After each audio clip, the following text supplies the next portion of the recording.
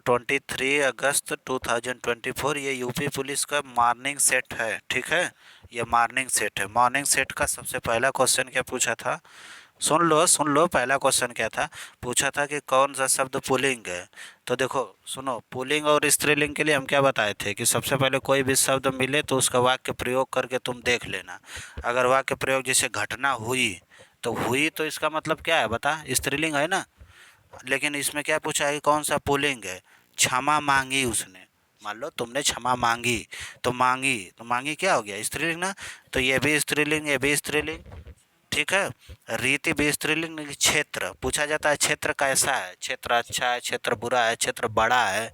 तो बड़ा है ना, तो ये क्या हो गया, पुल्लिंग हो गया ना। तो ये पुल्लिंग हो गई। अब पूछ रहा था कौन सा शब्द पुल्लिंग है, तो ये पहले का जो है कौन सा सही होगा, डी। दूसरा क्या था, क्वेश्चन पूछा था कि निम्नलिखित में से कौन सा शब्द उपसर्ग नहीं है। तो किसमें उपसर्ग शब्द नहीं है।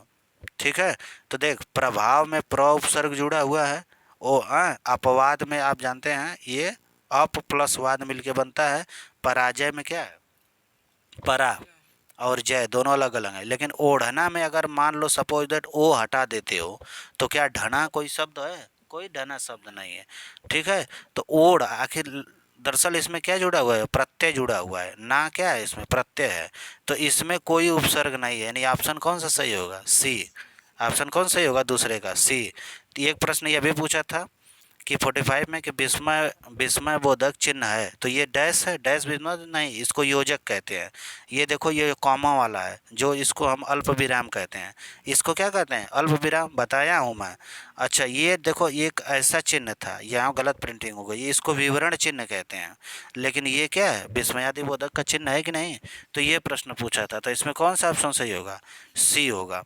फिर प्रश्न में पूछा था कि किसी वाक्य में अच्छा शब्द का प्रयोग विशेषण के रूप में हुआ है, तो बताओ। एक बात समझ लो, देखो जैसे हम डी ऑप्शन ले लेते हैं, तो अच्छा अगर मान लो विशेषण है, रियल में विशेषण है भी अच्छा, लेकिन इसके तुरंत बाद ये सर्वनाम लगा हुआ है ना, तो ये संज्ञा और सर्वनाम की विशेषता तो बताता है, लेकिन कह रहा है कि अच्छा तुम घर जाओ। ठीक है, अगर शुरू में विशेषण शब्द होता है ना, तो उसके तुरंत बाद संज्ञा आनी चाहिए। अगर शुरू में किसी वाक्य के विशेषण आ जाए, ठीक है, जैसे विशेषण हमने ला दिया मान लो काली, तो इसके तुरंत बाद संज्ञा आनी चाहिए, काली गाय। ठीक है, या काला घोड़ा। अगर जैसे ही शुरू में कहीं विशेषण दे दे तो उसके तुरंत बाद संज्ञा आनी चाहिए। और यहाँ अगर ये विशेषण है तो इसके तुरंत बाद देख सर्वनाम है ना, तो ये ऑप्शन गलत है। अच्छा वह अभी आ जाए, ये भी नहीं होगा। अच्छा देखो, हाँ यह स्थान बहुत अच्छा है, तो स्थान एक संज्ञा है, इसके बारे में ये क्या बता रहा है, विशेषता इसकी अच्छा ही बता रहा है, तो ये पहला सही है। देखिए ये बहुत टफ क्वेश्चन था, समझ रहे हो। ये सारे क्वेश्चन आए थे। इसके बाद एक प्रश्न आप में ये भी पूछा था कि प्रेम सागर के रचनाकार कौन है, तो लल्लू लाल। ये रिपीटेड क्वेश्चन है, ये कम से कम 20 बार जो है कि यूपी के एग्जाम में पूछ चुका है कि प्रेम सागर जो एक एक रचना है उसके लेखक कौन है, कौन है, लल्लू लाल। अनावर्त का अर्थ पूछा था, अनावर्त का मतलब जो दोहराया ना जाए, न दोहराया हुए को क्या कहते हैं, अनावर्त कहते हैं। जिसको दोहराया ना जाए उसको अनावर्त कहते हैं। ठीक है, जुबान पर लगाम ना होना, गांव में ऐसे मुहावरे बहुत से सुने होंगे कि जुबान पे उसके लगाम नहीं है, तो जुबान पे लगाम नहीं है तो फालतू बोलता रहता है, इसका मतलब अनावश्यक रूप से वो अस्पष्टवादी होना चाहता है। जैसे जो आदमी बहुत ज़्यादा बोलता है तो वो अपने आप को स्पष्ट करना चाहता है, समाज में अपने आप को प्रूफ करने के लिए अनावश्यक रूप से स्पष्टवादी बनना चाहता है। अस्पष्टवादी होना ये नहीं होगा, ये नहीं होगा, ये होना, इसका ऑप्शन कौन सही होगा, ए ऑप्शन क्या होगा आपका, सही होगा। ठीक है, अब इसके बाद आ जाइए।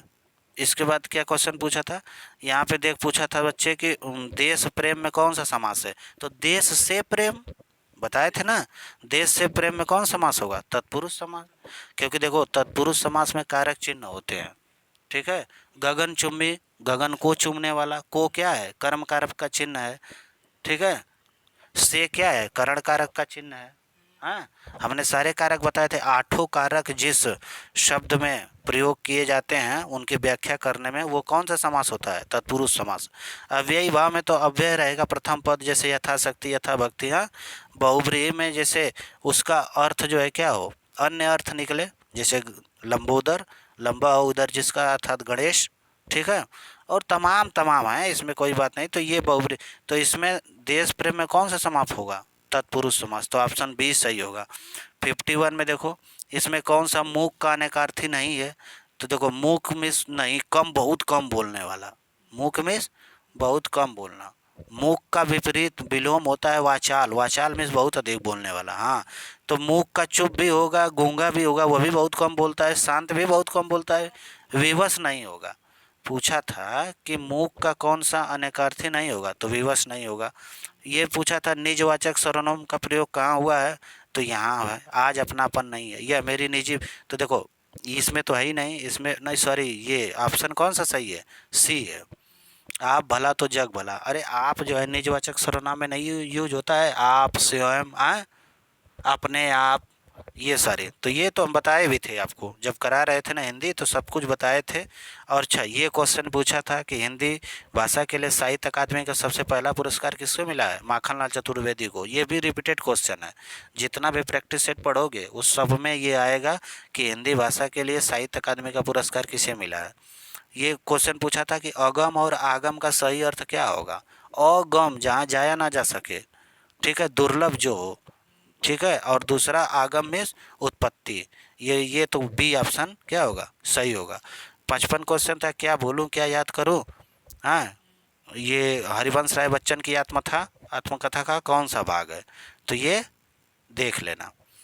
नेक्स्ट क्या था कि मैंने आम खा लिया, सॉरी मैं नहीं, मैंने आम खा लिया, तो कौन सा होगा बताओ? खा लिया, अभी अभी खाए हैं, तो आसन्न भूत, ठीक है। क्या? आसन्न भूत, जो काम अभी अभी समाप्त होता है उसको हम क्या कहते हैं? आसन्न भूत, आसन्न भूत कहते हैं ना। अभी अभी जो समाप्त, मैंने आम खा लिया, इसका मतलब अभी काम समाप्त हुआ है।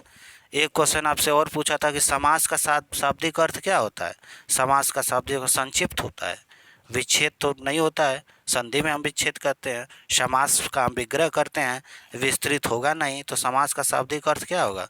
संक्षिप्त होगा। पूछेगा ध्यान से, फिर दोबारा नेक्स्ट एग्जाम में, नेक्स्ट मतलब टाइम में भी पूछा। 23 आज कौन सी डेट थी आज?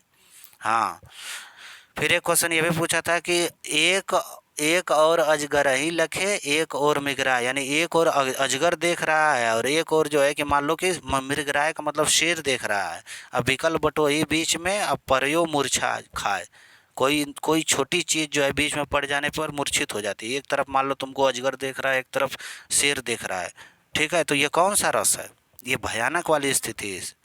कौन स्थिति है? भयानक वाली स्थिति है। निम्नलिखित में से पूछा था कौन सा शब्द अलंकार नहीं है?